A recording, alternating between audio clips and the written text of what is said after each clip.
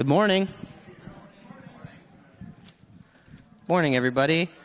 Welcome to Cedar Creek Community Church. I hope you guys have been enjoying the wet, damp, soaking weather. I think Mark and I were talking, it was supposed to be snow, so I'm grateful it's just rain. But anyways, so welcome to Cedar Creek Community Church. If you're new here, there's a green card in the seat back in front of you. If you could fill that out and let us get to know you a little bit, that would be wonderful. And you can put that green card in the green box that the man in the camouflage is standing behind back there. And if you're a regular attender, that is also our offering box, so you guys know what to do with that. And if you're tuning in online, we also have a donate button on our website that you can check out as you feel led. If you have children this morning who need to get the wiggles out during the service, we have one available room in the Sunday school wing called the Wiggle Room. We are streaming the service to there right now. I made sure that's all good to go. So you can take your kid over there. You can watch the stream from that room and let them get the wiggles out. Speaking of kids, after service today, we have our middle school youth group that meets after church, and it's from 11:30 to 1 for 6th to 8th graders. So if you have children in that age range, please check that out. Speaking of children, today is our Awanas leader meeting. So if you are an Awana leader, that will be in the conference room at 11:30. I believe it says 11:45 in the bulletins. That's not right. It's at 11:30. So check that out in the conference room, which is in our new building over there. And we have some fun times. We have daylight savings coming up on March 13th.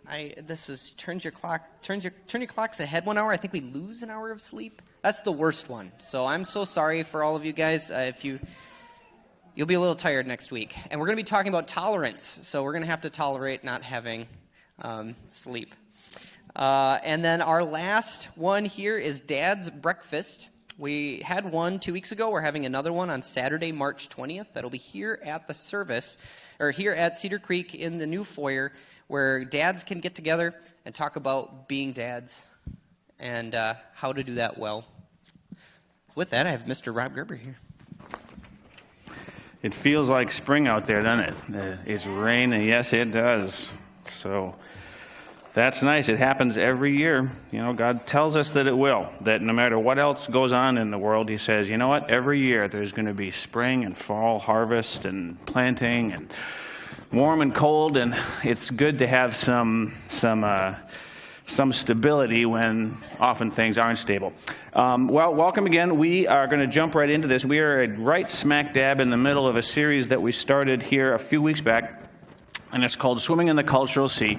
And the basic gist of what we're talking about is how to live well as Christians in a world that in some ways at sometimes is not very Christian-like.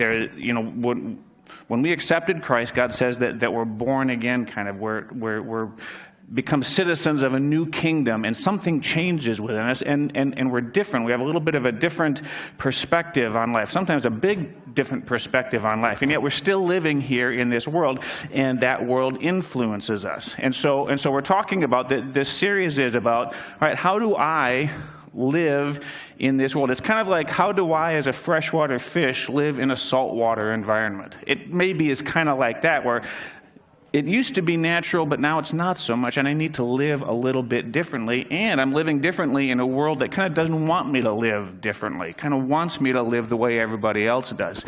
And yet, God gives us the opportunity and even the obligation to live differently. So this series is all about that. We're talking about how we do that as Christians. One thing that you might want to do is, as we go through this series, it might be helpful to go back on our website and to listen to the very first message in this series, because we talked about why we're doing this at all, and kind of getting that big picture overview can be helpful, because we're walking through topic by topic. Okay, here's a topic that our culture would have us believe and act one way, and God would have us believe and act a different way. When we focus in on those topics, it can kind of get a little bit easy to get lost in the weeds, perhaps, or to miss the forest for the trees. So it might be helpful just to go back and to read or to listen to that very first message because it tells us why this is important. But what we're doing now is just kind of going through, taking topic by topic and looking at it from the standpoint, really from the framework of Romans 12:2. That's the verse that's kind of the jumping off point or the kind of the main thrust of what we're talking about. Romans 12:2 says, do not conform, this is God speaking to us as Christians, do not conform any longer to the pattern of this world. Do not conform. Conform means that there's pressure on you kind of trying to push you into a shape. It's like Play-Doh. If you ever played with Play-Doh when my kids were little, you would get the Play-Doh and you would have these molds and you could push on the Play-Doh and it would take the shape of whatever was being pushed down on it. That's conforming. God says, don't conform.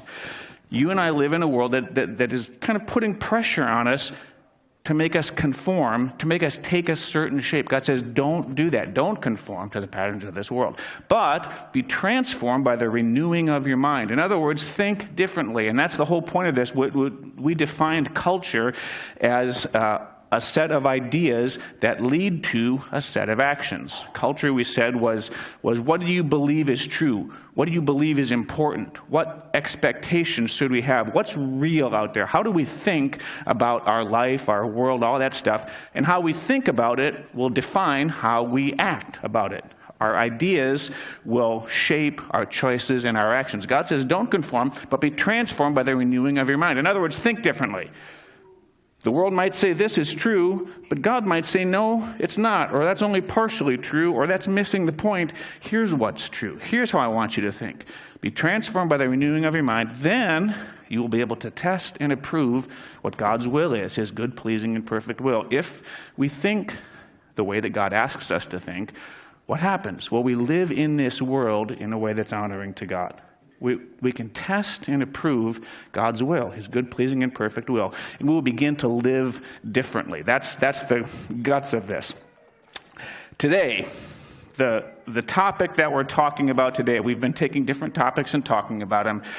Today we're talking about science and faith. Now, in your bulletins, it says science versus faith.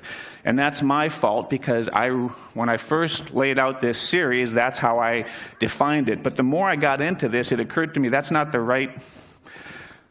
what we're shooting for here. At least today, we're not trying to these two things aren't opposed, but how do we combine them? How do we see science and faith rightly and well and properly in this world that we live in? That's what we're doing today, okay? So let's strap in here and get going. Science and faith. First thing we got to do is to define our terms. When I say science and when I say faith, what do I mean? So here are the definitions that we're going to work with today. We're going to start with science. This is the definition of science taken from the Science Council website. This is how they define science. Science is the pursuit and application of knowledge and understanding of the natural and social world following a systematic methodology based on evidence. There's a lot of words in there. Basically, it's this. We want to know what's true about the natural world. There's stuff all around us. There's the wind blows. Well, how come the wind blows? The ladybugs come out when it gets warm. They're going to start coming out really soon. Why is that? We see the world around us. You and I interact with each other in certain ways. Why is that? We want to know what's true. We want to understand reality. So we're going to do it by observing. We're going to use this method, this system of methodology based on evidence. Now the scientific method, I'll bet you some of you can tell me the scientific method. Who out there knows? It's not, I mean, this is, someone knows, come on. What? What's the scientific method? That doesn't help me. What is the...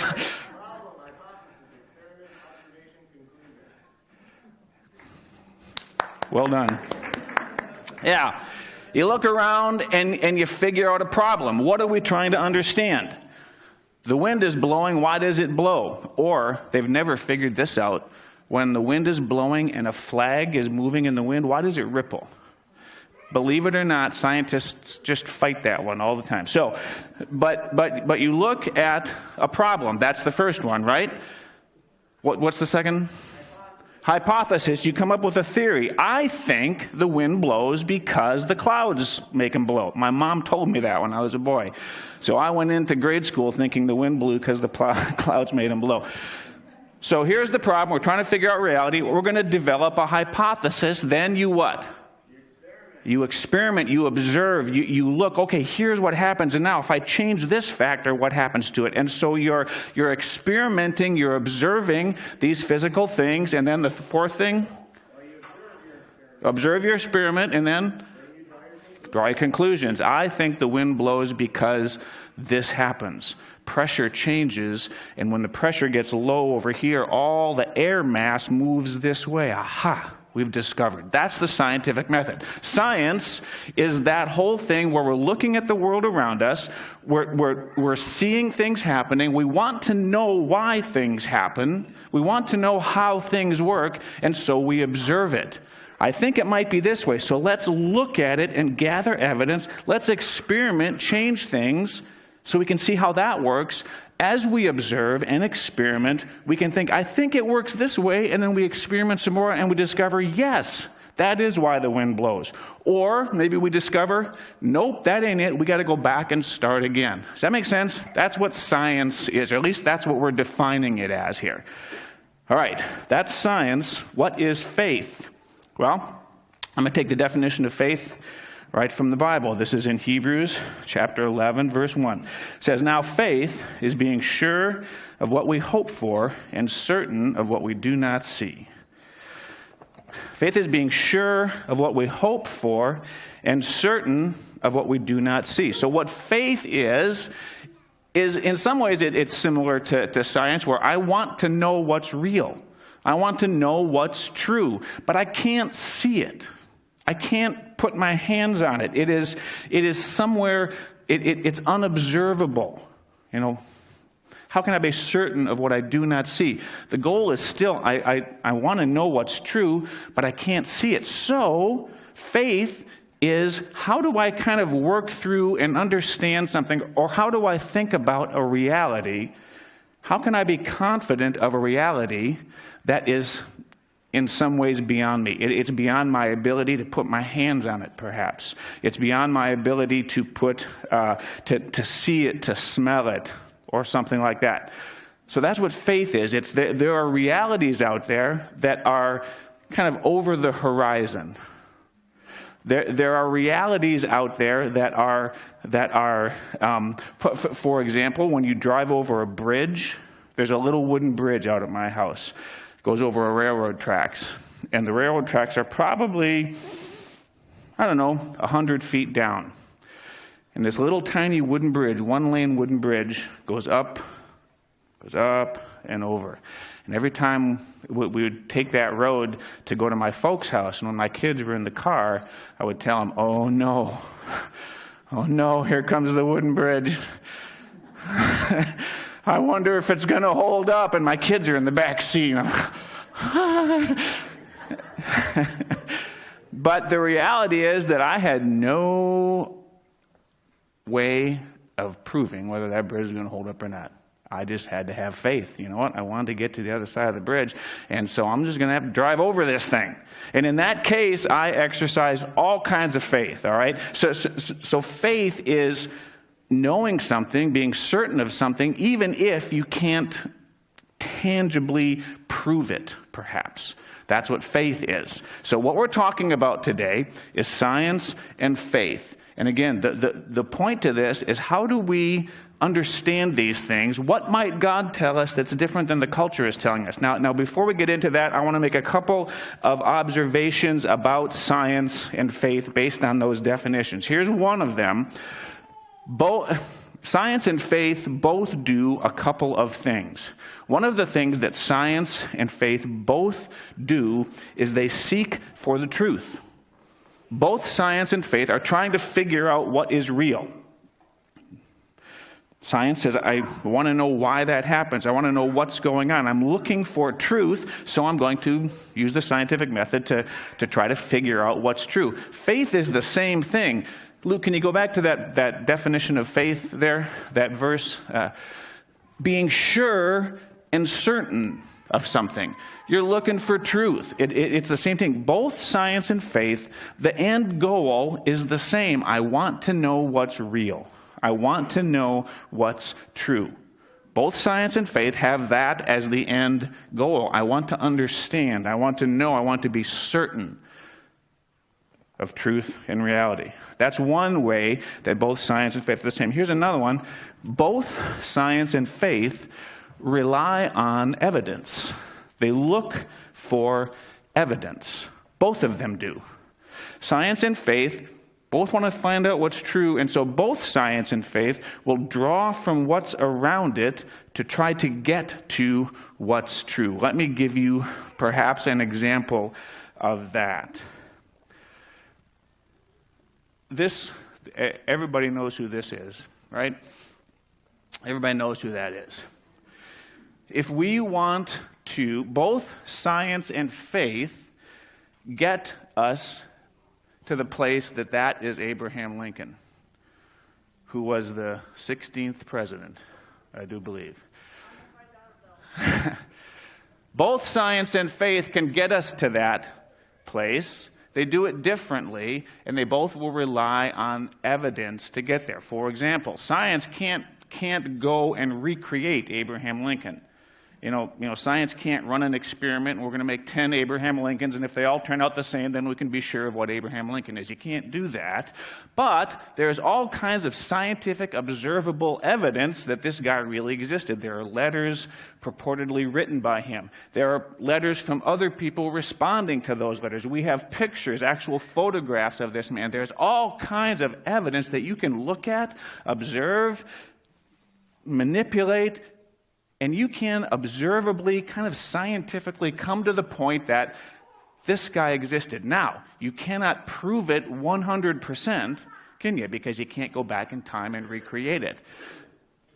So science will look at this stuff, but then it comes to a point where faith has to step in. And I have faith. I have never doubted that Abraham Lincoln existed.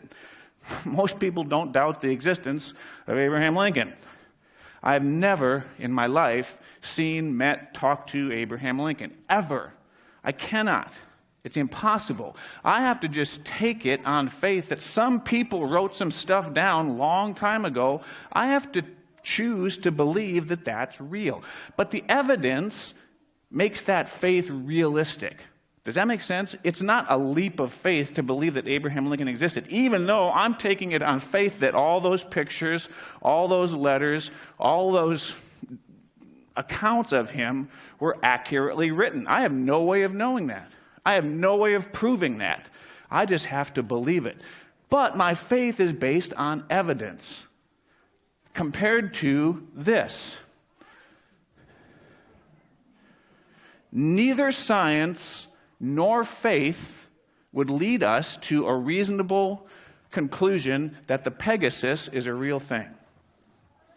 Because there isn't any evidence that you can observe that would lead you to that point. There's nothing. I mean, I can say, I believe in the Pegasus. Why? Well, because I do. It's not rational. Both science and faith rely on and look for evidence.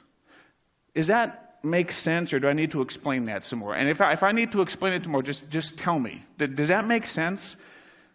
Science looks for evidence, and sometimes science can't, we can make Kool-Aid 1,000 times and be relatively sure that I know how to make green Kool-Aid because I can recreate it 1,000 times.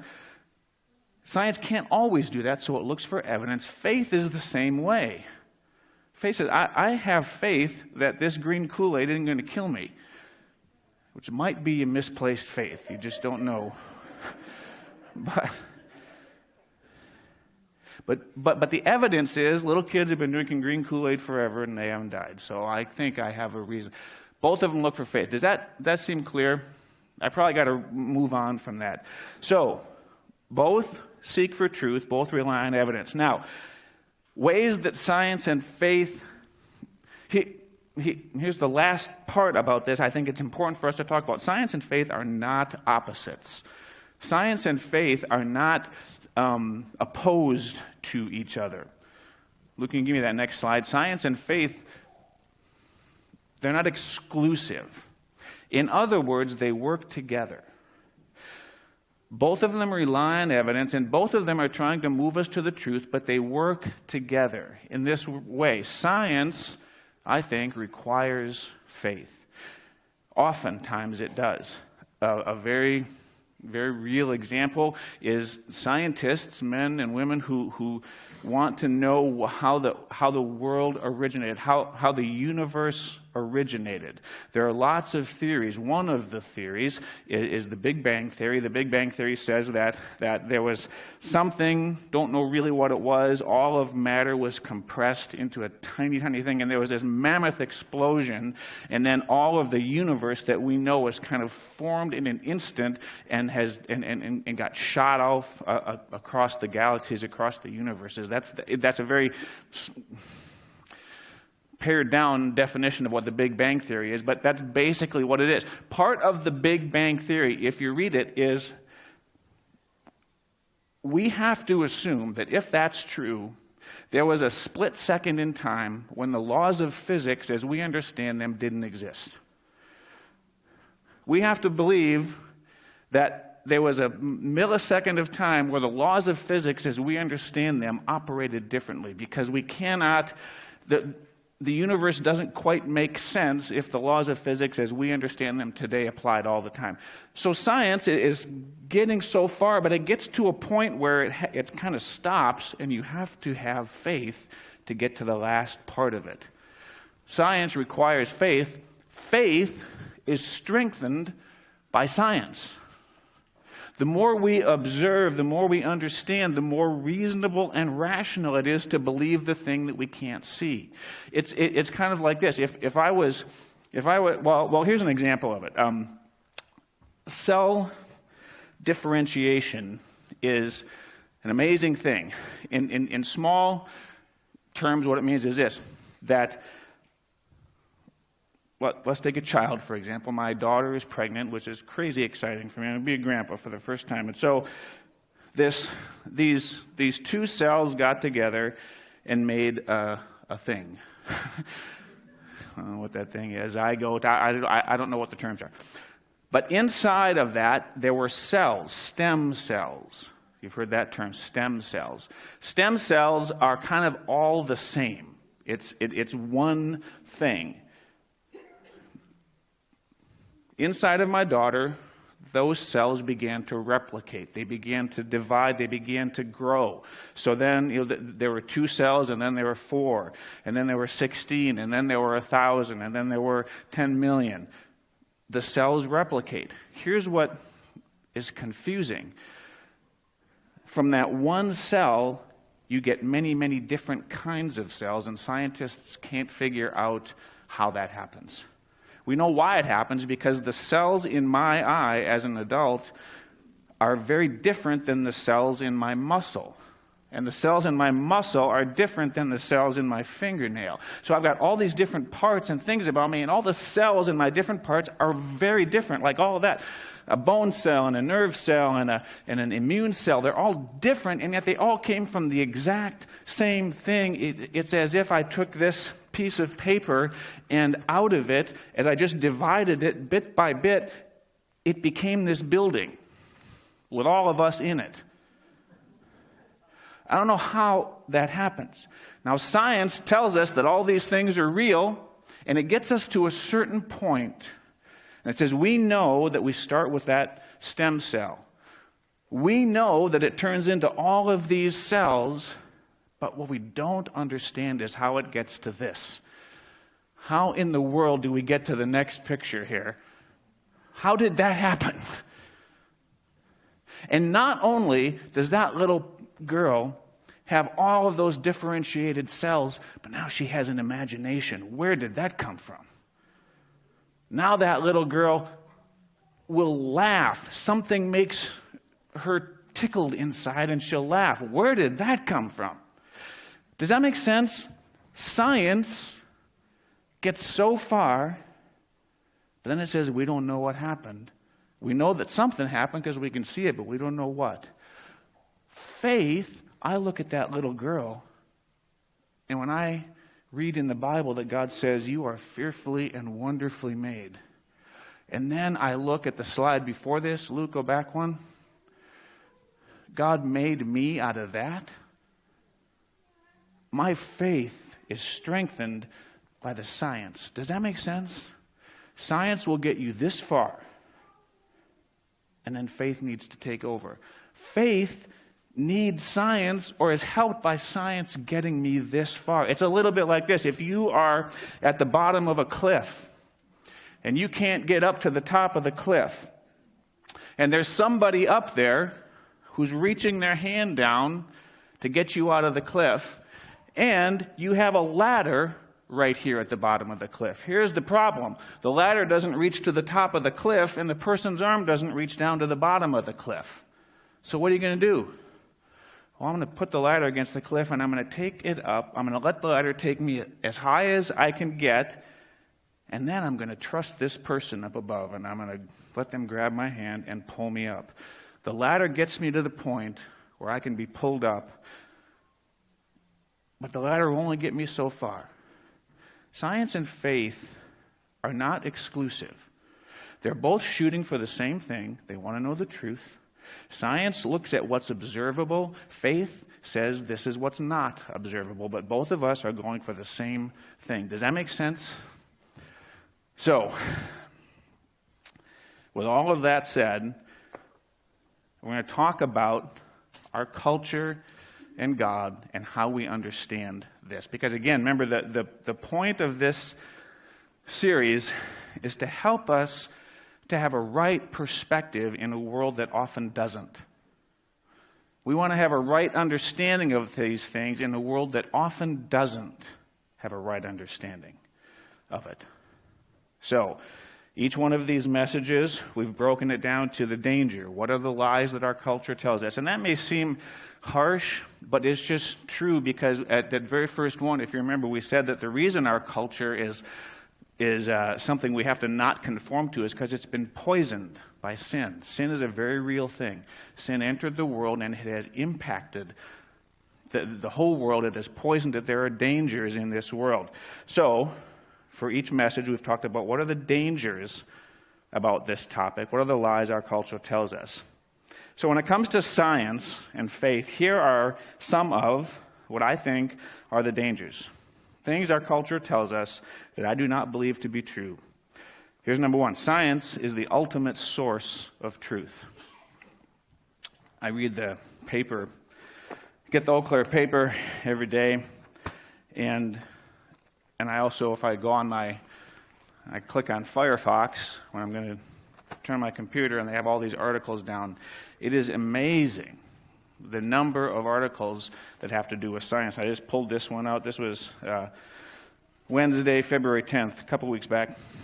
This is the op-ed page. The article on the left side says, districts must follow science on COVID. So the whole point of the article is, okay, there's this COVID thing, and how are the schools going to respond to it? Well, the article says there is science that will dictate that. Districts must follow science on COVID. Okay. The next article on the right hand says, assessing curse words with science. That's a different thing.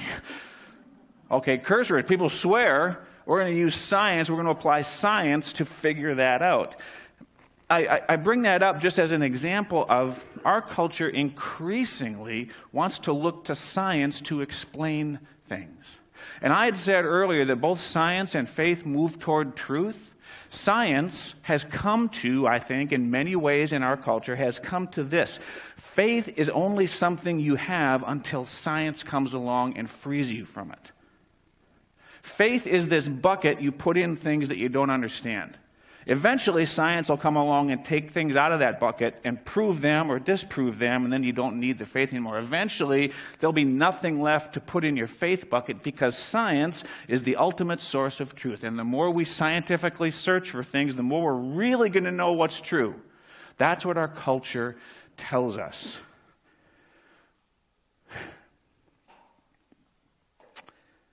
We could spend a lot of time talking about that. But I'm going to leave it there. I think that that's a fair assumption, a fair assessment of kind of where our culture is with science. Science is increasingly becoming the ultimate source of truth. If you can't prove it scientifically, it's probably not real. Faith is at best, second rate. And science will increasingly become the source of our best good. That's the next, that's not the next truth, but that's a natural progression. If science is the ultimate source of truth, then science is ultimately our best bet for humanity. Science is what is going to save us. Science is what is going to protect us. Science is what is going to identify us. Science is what is going to form the world that we live in and make it good. Science is the ultimate source of truth. I think that's a fair assessment. Here's a second lie, I think, and these all kind of feed on each other. That's this. Scientists are unbiased experts. Now don't go there. No, I'm serious. All of these topics are tricky because there are strong opinions on both sides. I'm going to get to this in a minute. I am a huge fan of scientists. I really, truly am. But I know this about them. They're just like me. They have limited intelligence and understanding, and they're messed up. I have limited understanding and intelligence, and I'm messed up. Let me give you an example. I went to law school. So I came out of law school, graduated from the University of Wisconsin down in Madison with a law degree. I went to work as a lawyer. I am an expert in the law, at least as far as I went and got a degree. And I was working in banks. I'd gotten my undergrad degree in business. I'd gone and gotten a law degree, and now I was working as a lawyer in banks. I am an expert. By all definitions of it, I'm the one that's supposed to know this stuff. If you have a banking law question, well, you go to someone like me, because I'm the one that got trained in it. I'm the one that is doing it. I'm the expert in it. The problem is, I remember those days when the phone rang and I would say, "Oh no, Lord, someone's going to ask me a question." And I'm really sure I don't know the answer. And so sometimes I would make something up. Not because I was trying to lie or fool anybody, because there was so much pressure on me to know the answer. They're paying me money to know the answer. And if my boss calls me and says, "Here's a banking law problem I want you to solve," and I say, "Gosh, that's a tough one. Good luck." I'm going to get fired. So there's pressure on me to kind of act a little bit smarter than I am. When I would go to court for my employer, I would look at the law and I would try to, if I was a perfect human being, sometimes I would go to court and say, "Your Honor, I'm pretty sure that my client is wrong. And I'm pretty sure that the best course of action is to find for my opponent." But I didn't do that often. I would look and even if I felt that, maybe I can twist this just a little bit. Just a little. I'm going to twist it just a little to try to win in court. Why do I tell you that story? Because as a human being, I am subject to not knowing things. I don't know everything.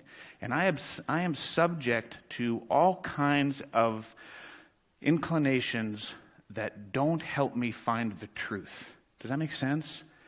I would tell my boss something that I thought he wanted to hear because I was afraid of getting fired. I would twist the law just a little bit in court because I wanted to win.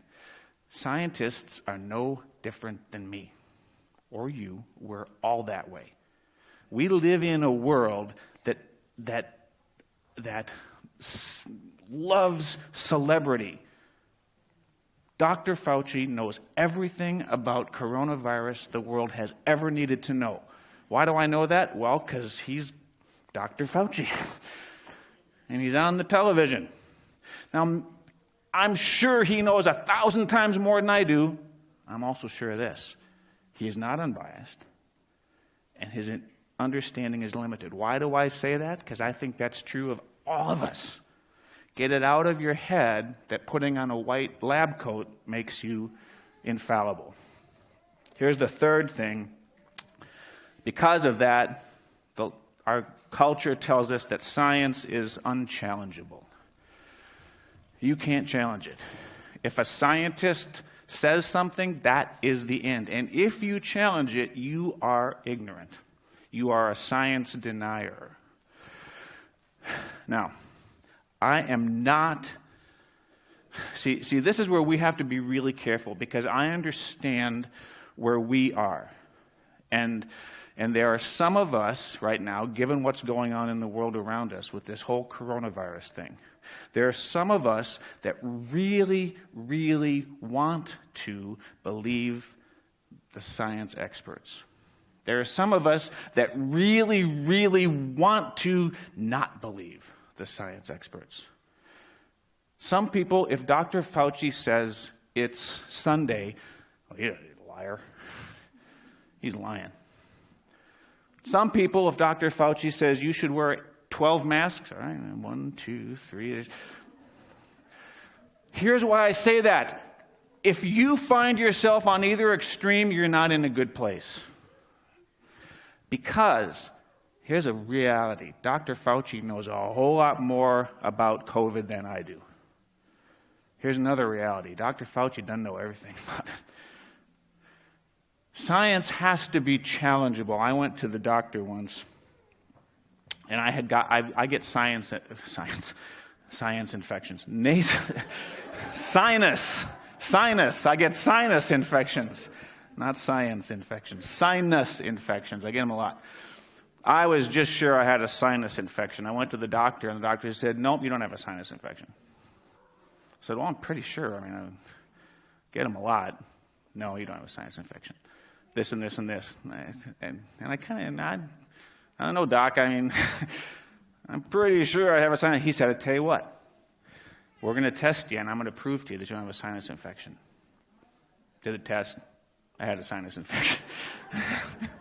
And the doc kind of, okay, I guess you got a sinus. Here's some penicillin. Get out of my office. So, now, I am not a better doctor than him. I do not claim to be a better doctor than that man who told me I didn't have a sinus infection. But I also do not claim to be ignorant. I am an intelligent man, and I understand some things. And when the doctor tells me you don't have a sinus infection, I'm okay to challenge that. It doesn't mean that I'm always right.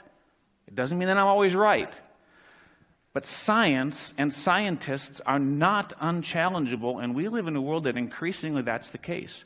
If you say anything that is contrary to something that has science attached to it, you are seen as ignorant.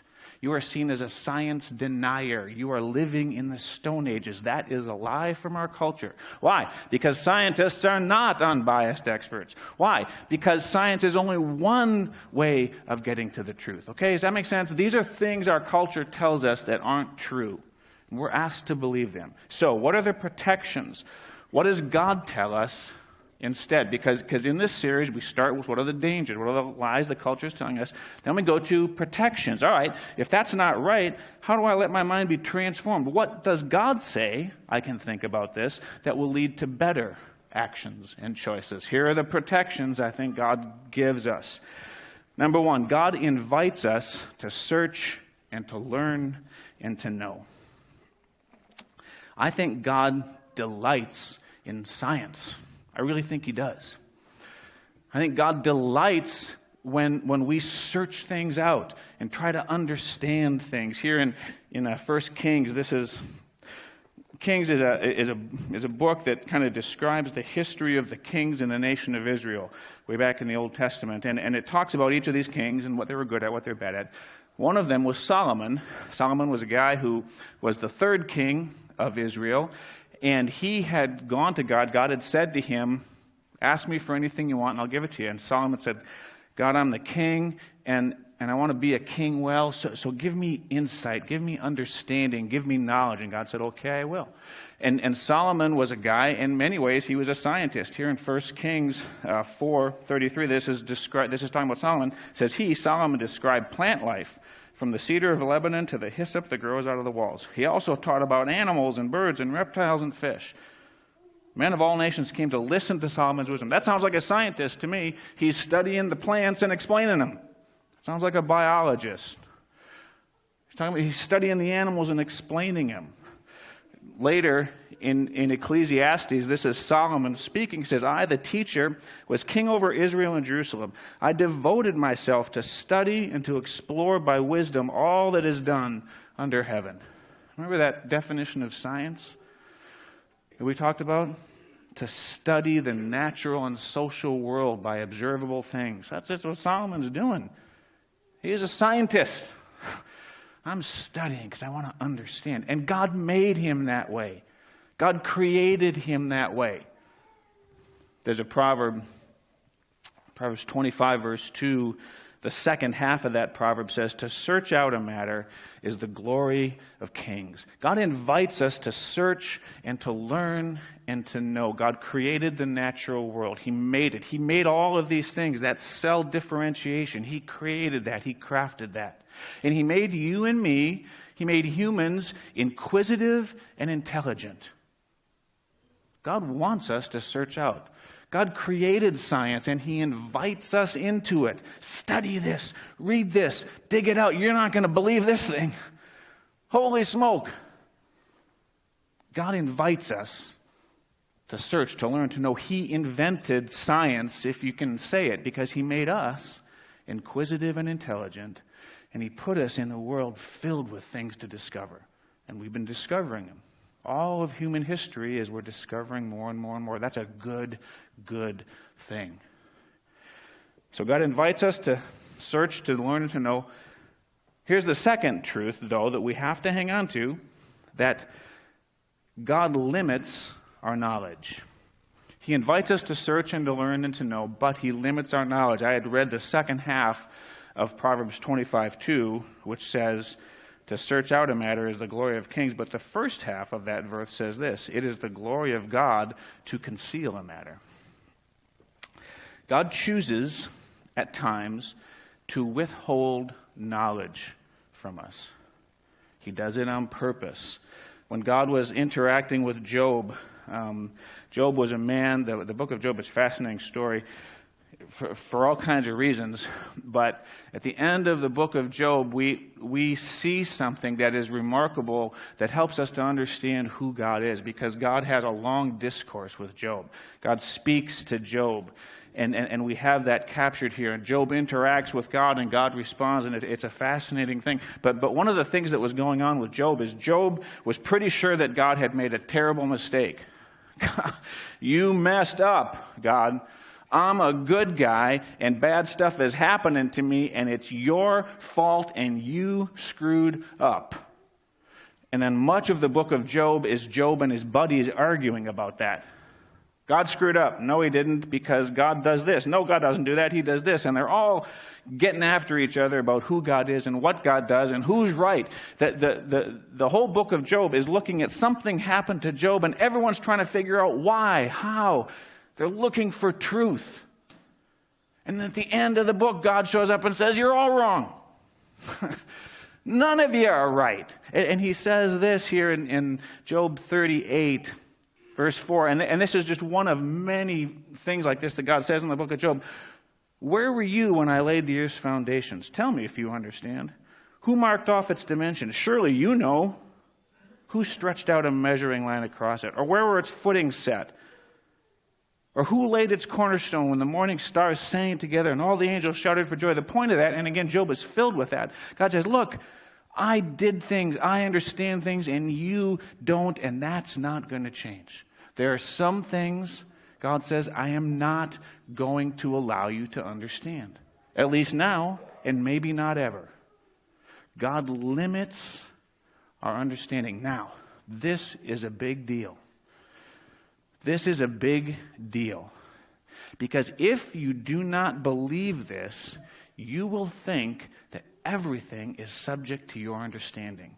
And if you don't understand it, it's going to bother you, and life is going to be hard in ways that God doesn't want it to be hard for you. Because God says, I limit your understanding. Not only that, not only does God limit our understanding, there are times when God twists it on purpose. And we will think we understand something when we don't. Here in Romans chapter 1, verses 22 and 23,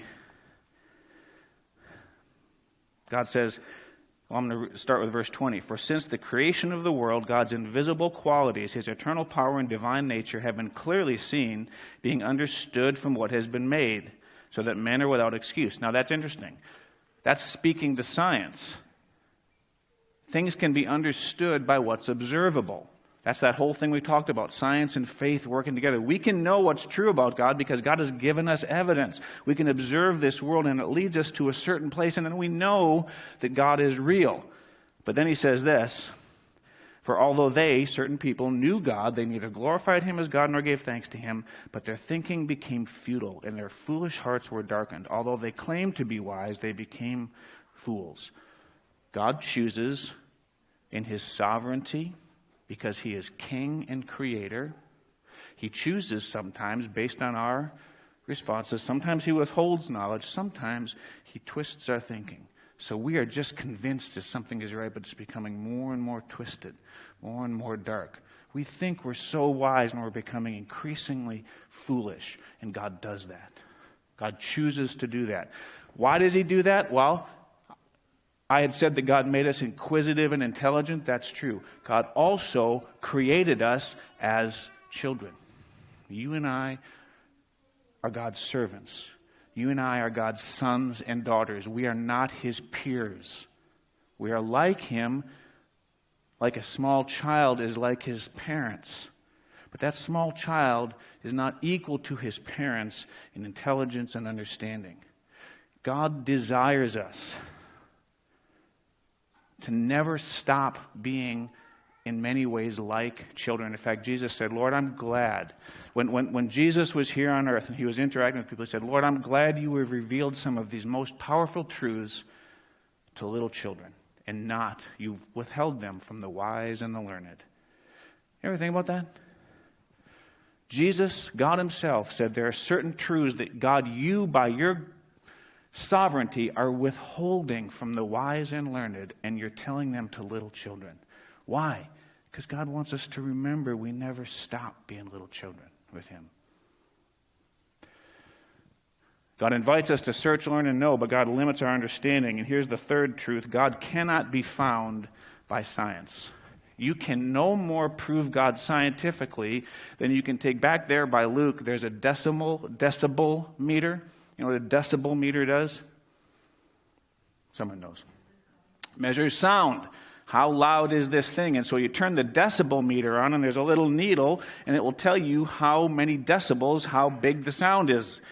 If you wanted to know what color the walls are in this room, would you use a decibel meter? You could, but you wouldn't find much out. Because it's not designed to do that. God is supernatural.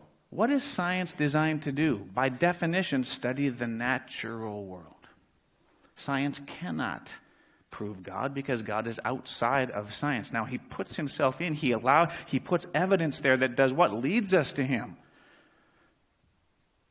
Science leads us to God, but it does not prove him because God chooses not to be proven by it. There's a lot in there. I'm going to stop there except for this. Because the last part of all of these messages are, what do we do about this? What are the action steps that we take? Here are the dangers. What were they again? Science is the ultimate source of truth. That's not a true thing, but our culture would have us believe that. Scientists are unbiased experts. It's not true, because they're just men and women who are limited in their knowledge and who are not perfect in their motivations. Science is unchallengeable. That's just simply not true for the reasons that we just said. So here are the truths. God invites us to search and to learn and know. He made us inquisitive and intelligent, asks us to search the world, but God limits our understanding. He also made us children, and that's good for our relationship with Him, and God cannot be proven or found by science. Science can lead us to a point where God is very evident, where God is very naturally the next step, but it won't take us that next step. There's a verse in Hebrews 11. We'd read that. Our definition of faith came from there just a few verses later in verse 6. And without faith it is impossible to please God, because anyone who comes to Him must believe that He exists. So you have to believe. To get that last way to God, science and understanding and evidence will take you so far, but then you just have to say, I'm going to jump. I'm going to jump. I'm going to jump into the abyss here, Lord, and you're either going to catch me or you aren't. And God did that on purpose. God cannot be proven or disproven by science, any more than the color of these walls can be ascertained with a decibel meter. It's just the wrong tool, okay? So, action steps. What do we do in response to this? 4 things. There's lots. Just 4 things that I could think of. Number 1 is this: read, study, look, and learn. Dig into the world around you. Observe. The scientific method is a wonderful, beautiful thing. I am so grateful that people have studied. My wife's got a little bit of cancer on her face there. And I'm so glad that somebody can look at it and say, that's cancer, and we know how to fix that. That's science. I am a big fan of that. Engage in it. Study, read, learn. There's learning what's going on around us. God invites that. He asks us to come into that. Do it. Go take a course in biology or something. What interests you? Dig into it. But, here's the second thing. While you're doing that, also do this. Ask, wonder, and stand in awe. Recognize that no matter how much you learn, God needs to take you the rest of the way. No matter how much you learn, it just shows how magnificent He is. And you have to have this mindset that I am standing in awe of you, God. A scientist, an intelligent man or woman who studies things, who does it from the context of standing in awe of God, that is a beautiful thing. Because that man or woman is going to understand stuff that is so helpful to him or her, to you and me, honoring to God. God, I think, oftentimes will give that man and woman insight. But we have to do both. When you read and study and look and learn, do it while you're asking, Lord, I don't understand this. Do you really think He does, and do you really think He'll answer? I believe both. So in your study and searching, do it with an asking, a wonder. Some of this stuff, God might say, you know what, you're never going to figure that one out, but isn't it crazily cool? Yeah. Oh my goodness. That little girl who came from a one-celled thing, I hope that just, my entire being is moved by that. That is such a wonderful thing. It would be as if I could take this and watch this. I'm going to do a trick. I'm going to rip this up into millions of little pieces, and all of a sudden it's going to be this building with all the people in it. Whoa! Do it! Well, that happens in this church with regularity. How many little babies are in this? Are in our midst. God does that. God does that. Do you stand in awe of wonder, even as you dig into how did that happen? Read, study, look and learn. Ask, wonder, stand in awe. Don't fear science. Don't get angry at scientists. Science was created by God. Nothing to be afraid of here, folks. Read, dig into it. Don't fear it. Because it's a ladder that takes you a little bit closer to understanding God. Doesn't get you all the way, but it helps you. It moves you in a place where your understanding, your clarity, your faith in God is strengthened through it. Don't fear science, but don't worship science. We, in our culture, we easily, rapidly go to idolatry. And that's the word I want to use. And we don't build little statues and bow down to them. We don't sacrifice things to little statues, and so we think we're not idolatrous. Yes, we are, because anything that we take and put in the place of God is an idol. That's idolatrous. God says, "I am the source of truth," not science. God says, "I am the source of your identity," not science. God says, "I am your security," not medicine. Do not worship it. It will not save you. It will not define you.